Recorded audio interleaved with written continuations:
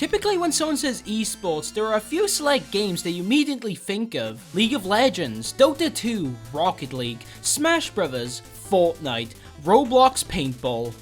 Ha! Just kidding guys, we all know Fortnite isn't really an esport. But there's one big one I'm forgetting, isn't there?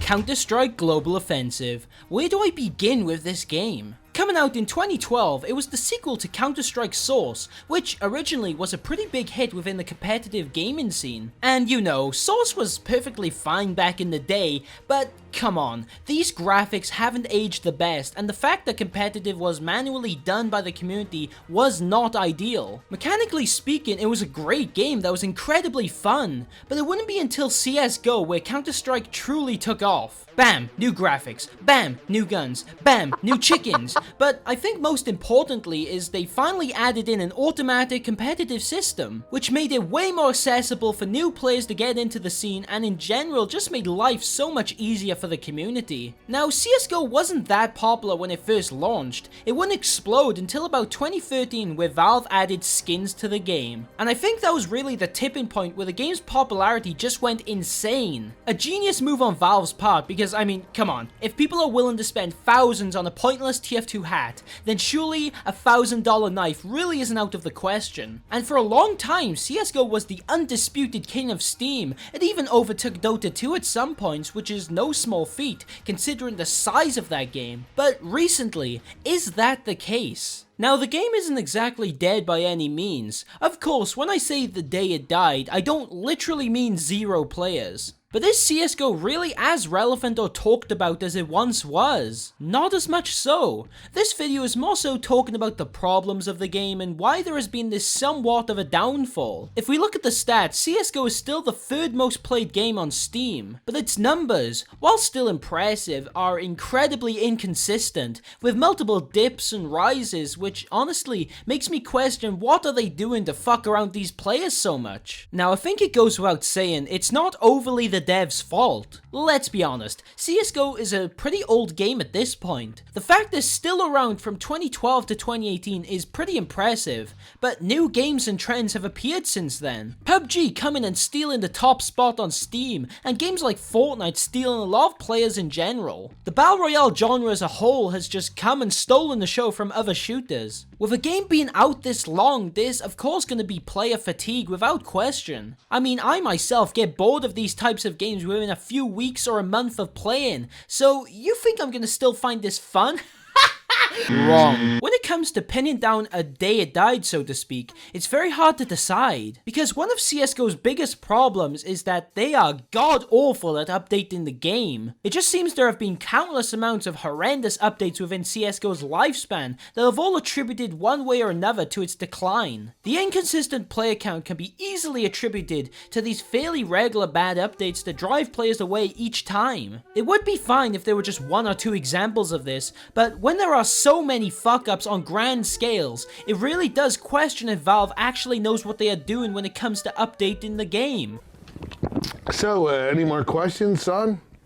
They usually are fairly quick at fixing these issues, I will admit, but considering this so frequent, it can't help but feel like an actual issue no matter how fast they resolve it. I think there is one case that is more notorious than all the others. I'm hesitant to label this as a day it died because it's too easy, but as far as I'm concerned, this update was one that showed how useless Valve were at adding in new content. The dreaded R8 Revolver update. I think we can all remember the hell this caused, making any game mode essentially unplayable. It really makes you question, do the devs test these updates before they ship them out? It's not even on the same scale as like a kind of strong gun. This gun one-shot people. Yes, one-shot people. It only costs $700, which is cheaper than a fucking shotgun for crying out loud, and those things are practically useless. And to top it all off, the gun has little to no recoil, making it so you could effectively move around while shooting.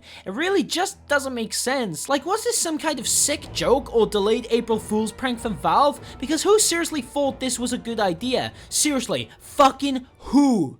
Was it you, Gabe Newell? I bet it was fucking you, wasn't it? This isn't the first time they've royally ruined weapons old and new. They completely changed the AWP at one point to be much slower to use, which kind of makes it less fun to play with, though admittedly it does add a little more skill and everyone adjusted to this change fairly easily. The CZ75 on release had a similar problem to the revolver, being so strong that it could kill full armors in one shot at close range. A lot of the players and even pros would take advantage of this for easy kills, because I mean, one shot and beats using the rifle, right? And now with the MP5 getting close to launch, I can't help be worried that Valve will somehow make this gun yet another sadistic killing machine. They've done good jobs with gun inclusions in the past, such as the M4A1S, which is an ideal weapon that isn't OP, but offers a clear advantage and disadvantage compared to its counterpart. I can't blame anyone for being skeptical though after the R8 revolver, but it just seems that the most dramatic updates have always been gun related, obviously. Moving past balancing for a moment, let's talk about sound.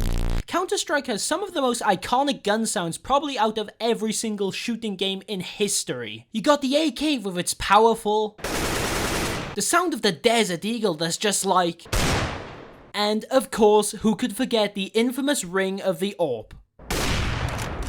Truly the sound of a gun you don't want to fuck with. But Valve said, nah, fuck these badass sound effects, and boom, they replaced all of them with these shittier, boring sounds that sound like they filled the gun with dirt and then chucked it in a pool. Now, this may be more realistic technically, but I don't play games for realism, I play games for fun. Using these guns just does not feel as good when they don't sound near as powerful or exciting as they did prior to the sound update. Everyone just kind of got used to it sadly, but every time you hear one of these old sounds, you can't help but think, why? Just why, Gabe Newell? Fucking why? And I think this update just showed that Valve really doesn't care much about the community's opinion. Everyone pretty much universally complained about this update with a lot of protest, but Valve never backpedaled on it anyways. Surely, as a game dev, you should realize when people really don't like an update, and then you should try your best to revert it. It's a different case for balancing, because most of the time devs usually do know what's best when it comes to that can of worms, but something as trivial as sounds, I mean, come on guys, get your shit together. Then ignoring some of those bigger issues, there were some smaller ones such as the AUG week. Yet another gun balancing update, jeez, who would have guessed? This made the AUG the fastest gun in the game, becoming incredibly powerful. It could mow down people in practically 1 second. Let's just say that week was hell. There were a lot of issues when it came to hitboxes, mainly when someone was planting the bomb, making it near impossible to kill someone when they were planting. And not too long ago, they made it so items you received in a trade cannot be retraded for another 7 days. Now, since this is trading we're talking about, I don't really see this as a big issue. But I imagine if I was heavily involved in the trade scene, this would be extremely frustrating. I've traded in the past heavily on TF2, so I understand what it's like. Traders want to get an item and trade it for something better as quick as possible. So delaying them really is just punishing them for no good reason. If someone desperately needed money for one reason or the other, and they had a pretty expensive knife, they couldn't sell it in time, which again, isn't really the dev's concern, but why limit the player like this? It just doesn't make sense. Those are just some of the bad updates that are the most notorious or ones I personally felt hurt the game. It's hard to pinpoint an actual day the CSGO died, as I said, because there have been so many shitty updates, and because the fan base is pretty much used to these horrible updates, it hasn't quite affected the player base to a huge degree. But as previously said, it makes their player count very inconsistent, which could one day end up actually killing the game. Valve are basically like an abusive boyfriend, you know. They'll beat you up or something, treat you like shit, kill your mother, kill your father, and at the end of it all, they'll buy you some flowers and you'll forget about it. Hi, doggy. You have to be a really sadistic guy to be heavily involved in CSGO with all these updates Valve fling at you. But like most of these games I cover, the underlying issue is simply just burnout. CSGO has stayed relatively the same game since 2012 with not many changes to the core gameplay. So the longer someone plays, the more chance of them getting bored, burned out, or frustrated with the game. Personally, I find myself playing CSGO for intervals probably up to a few weeks before I end up just getting bored. The game is fun if you play with friends, but on your own you get teamed with some of the most toxic losers ever. CSGO's community might just be up there with others like League of Legends or even Overwatch's for being horrible. It really makes the game frustrating when you have these little shits scream at you for messing up or tell you to shut up when you try to give them basic information. Maybe that's just cause I'm silver and so it's just full of more toxic babies. And it's worse for us EU boys, we gotta deal with the Russians. I wish more guns were viable too. I'd love to actually use a shotgun viably and pretend I'm the Doomslayer or something, but it's just really not possible. You're somewhat restricted to sticking with one of the rifles, one of the 2 SMGs, and the AWP. So overall, CSGO isn't exactly dead or really dying. It's kind of in this odd place where it's neither growing or dying. Will it have a growth spurt in the future? Will it start properly dying? Or will it just stay as it is? Only time will tell. Or we can ask this Russian right here. What do you have to say, Dmitry? Rajbi, suka, bled, CSGO live forever, noob. Hey, thanks for watching! If you liked this video, be sure to subscribe and hit the like button. Feel free to comment your thoughts and perhaps check out some of my other videos. You can follow me on Twitter and Instagram, join my Discord, the links are below. And with that, I'll see you later, boys.